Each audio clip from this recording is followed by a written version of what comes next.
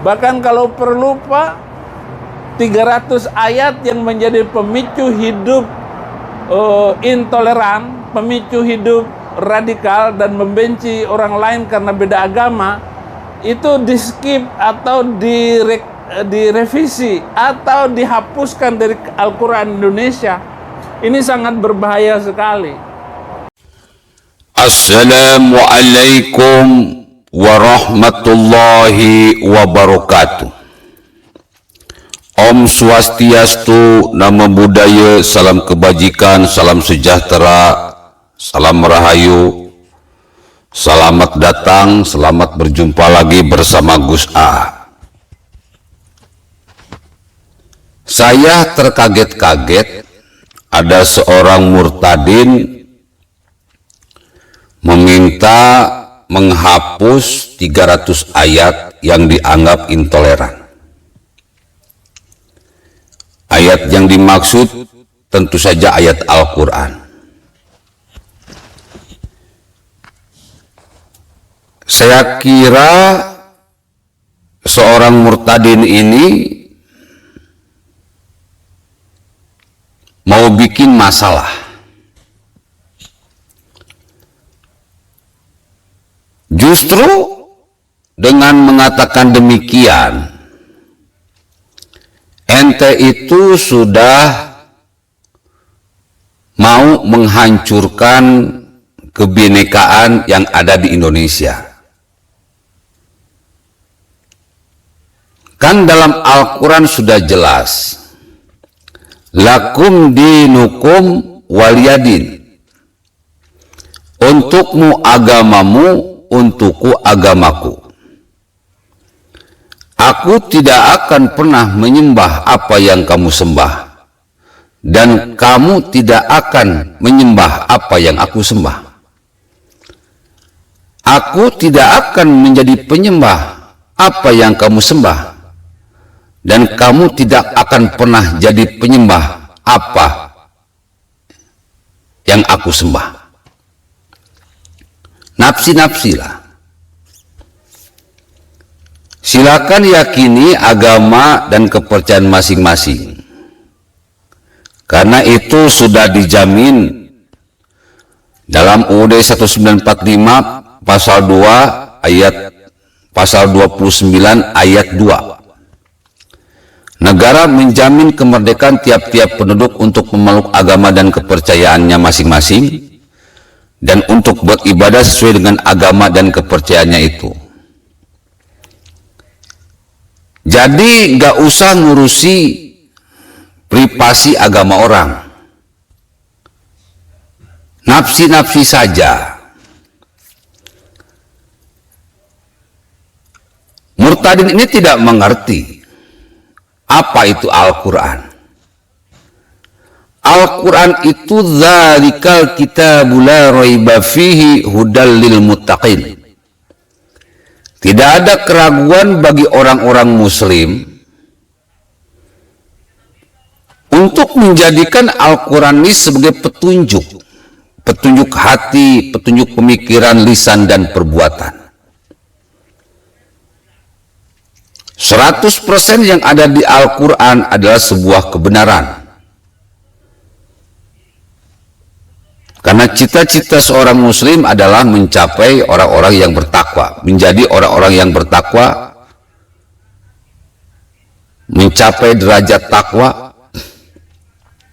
Seperti Allah katakan, inna akramakum indallahi atqakum. Aku tidak akan memuliakan seseorang kecuali dengan melihat ketakwaannya.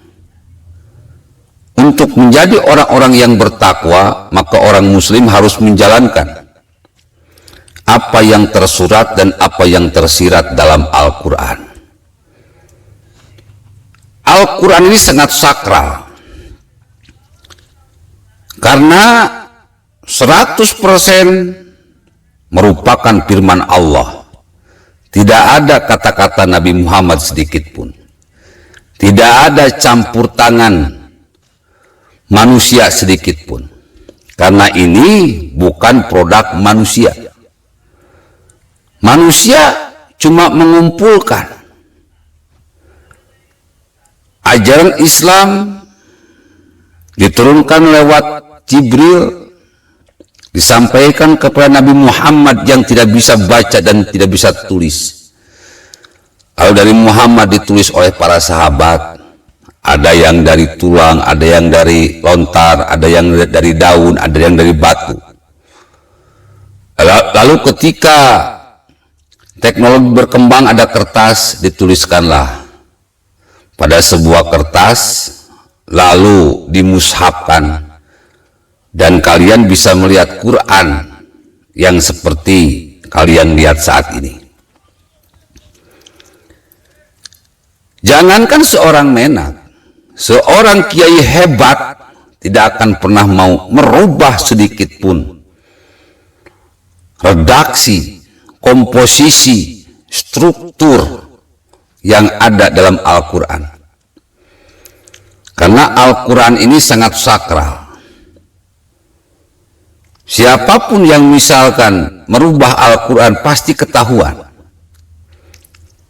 Pasti ketahuan. Apalagi banyak sekarang orang yang hafal Al-Quran. Tidak hanya hafal dalam bentuk kalimat, tetapi dalam struktur dalaman Al-Quran. Sehingga kalau ada perubahan sangat mudah untuk terdeteksi. Jadi coba kepada para murtadin, urus agama masing-masing. Silakan kalian sudah keluar dari Islam, gak masalah, itu pilihan kalian. Lakum dinukum waliyadin, untukmu agamamu, untukku agamaku. Jangan menjelek-jelekan agama orang lain, jangan menghinakan agama orang lain, apalagi meminta merubah 300 ayat dalam Al-Quran. Ini sebuah perbuatan yang menurut saya tidak intoleran. Dan ini pasti bisa dijerat dengan hukum. Karena ini merupakan pelecehan. Meskipun secara tidak langsung, ini merupakan pelecehan. Kenapa harus ngurusi agama orang lain, kitab orang lain? Udah aja urusi diri sendiri. Masalah orang-orang, ulama-ulama, kiai-kiai yang saat ini kelakuannya kayak setan kebanyakan, yang menjual ayat dan jual mayat, itu urusan saya. Saya sebagai ulama, saya sebagai kiai, berhak menegur orang-orang yang tidak menjalankan Al-Quran sebagai petunjuk, tapi mereka memakai Al-Quran sebagai penunjuk. Beda, petunjuk dengan penunjuk beda. Kalau petunjuk itu, kata Al-Quran A, dia A. Kata Al-Quran B, dia B. Kata Al-Quran C, dia C. Tapi kalau penunjuk, dia itu merasa benar sendiri, merasa surga sendiri, menganggap orang lain kafir, munafik, Syiah, Wahabi, dan sebagainya. Itu penunjuk. Dan kalau ada ulama seperti ini, bukan salah Al-Quran, tetapi salah orangnya. Tidak bisa membaca, menafsirkan, dan menjalankan Al-Quran dengan baik dan benar. Jadi kalau misalkan masalah intoleran, jangan salahkan pada Al-Qurannya, jangan salahkan pada agamanya. Tapi tunjuk saja siapa orangnya. Karena Al-Quran ini sakral. Tidak boleh menistakan Al-Quran, tidak boleh. Apalagi sampai meminta kepada Gus Yakut untuk merubah 300 ayat dalam Al-Quran. Kasihan bro, Gus Yakut ini sedang memperjuangkan kebinekaan, keragaman, sedang memperjuangkan toleransi. Jangan dibuat pusing. Kemarin kita melihat bagaimana serangan sama Gus Yakut itu begitu luar biasa. Dan bagaimana saya bertempur, meluruskan dengan sangat luar biasa, bertaruh nyawa demi Indonesia, demi toleransi. Karena memang orang-orang seperti HTI, FPI, PKS, MUI, Rizik Syihab dan kawan-kawan, Barsibit dan kawan-kawan, ini memang ingin ganti sistem.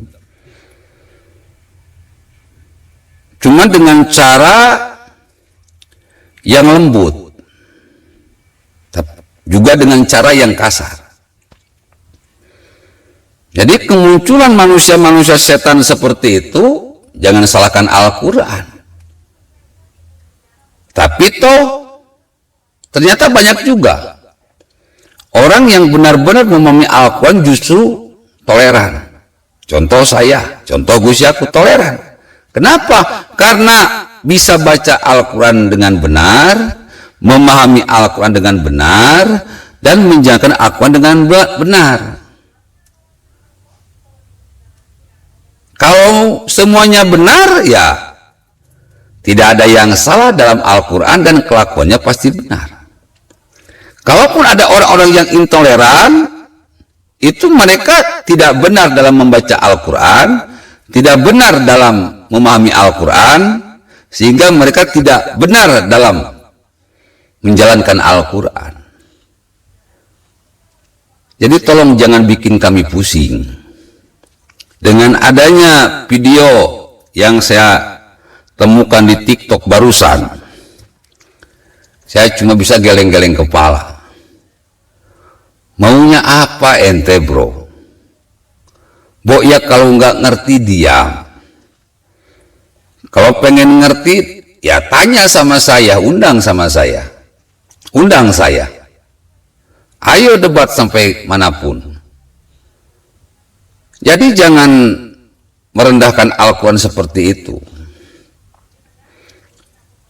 Untuk melawan orang-orang seperti Rizik Syihab, Barsibit, HTI, FPI, PKS, MUI, tidak hanya pintar, tidak hanya cerdas, tidak hanya cerdik, tapi membutuhkan orang yang memang pernah jadi golongan mereka. Jadi kalau cuma ngerti dari luar nggak bisa. Al-Quran itu totalitas merupakan firman Allah dan itu sangat sakral. Dan tolong jangan bikin yang aneh-aneh yang bikin kami pusing. Kasihan pemerintah ini mencoba menjalankan Pancasila dengan baik dan benar, menjalankan Bhinneka Tunggal Ika dengan baik dan benar, menjaga kerukunan umat beragama. Dengan adanya video ini justru membuat kerukunan menjadi tanda tanya. Jadi jangan bikin aneh-aneh lah. Memang menyakitkan bro. Padahal cuma mengatakan tolong Pamenag rubah 300 ayat intoleran dalam Al-Quran. Tapi itu sangat menyakitkan. Karena itu sama saja dengan ngajak perang. Tapi saya sebagai orang yang sangat paham dengan Al-Quran, tidak langsung emosi. Karena kata Allah, wa anihkum bainahum bima anzalallahu wa la tatabi'u ahwa. Putuskanlah semua perkara berdasarkan Al-Quran dan hadis, jangan pakai hawa nafsu. Jadi tolong jangan memancing kemarahan umat Islam. Kita sekarang sedang menyadarkan umat Islam yang banyak terpapar kaum khilafah juga berdasarkan Al-Quran. Jadi jangan bawa-bawa Al-Quran. Biar urusan saya makhluk-makhluk intoleran tersebut. Oke, tolong nih, jangan bikin pusing saya ini. Nanti kalau umat Islam marah langsung blok sana, mendukung khilafah, urusan bisa repot. Umat Islam masih banyak yang bersabar dan saya yakin masih mencintai Pancasila dan UUD 145 juga kebinekaan.